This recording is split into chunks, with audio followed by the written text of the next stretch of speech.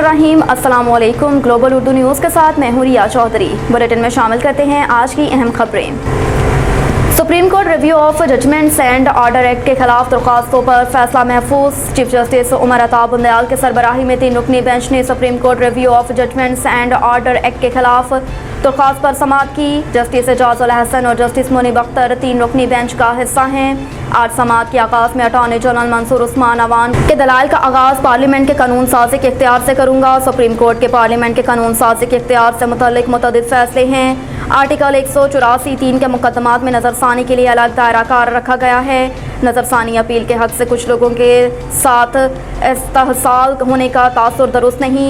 Chief justice Pakistan Umar Ata बुंदयाल का कहना था कि अटॉर्नी जनरल साहब आहिस्ता आहिस्ता दलाल से हमें समझाएं।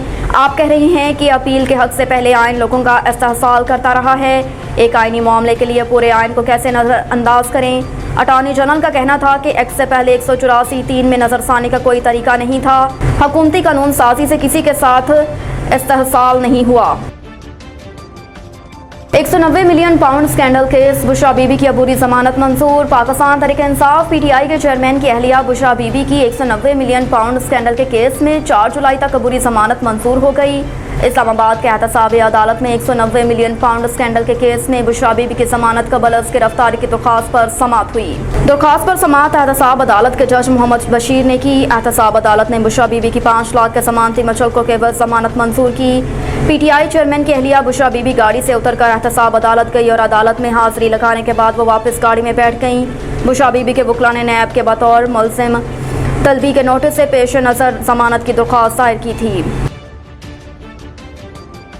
पंजाब बजट में सरकारी मुलाजमीन की तनख्वाहों में इजाफे का ऐलान। पंजाब के निगरान वज़ीर इत्तलात आमिर मीर ने प्रेस कॉन्फ्रेंस में बताया कि बजट में सरकारी मुलाजमीन की तनख्वाहों में 30% इजाफे का फैसला किया गया और पेंशन में 5% इजाफा किया जा रहा है, जबकि 80 साल से ज़ायद उम्र के अफराद की पेंशन में 20% इजाफा किया जाएगा। उन्होंने बताया कि बजट में कोई नया टैक्स आयद नहीं किया गया।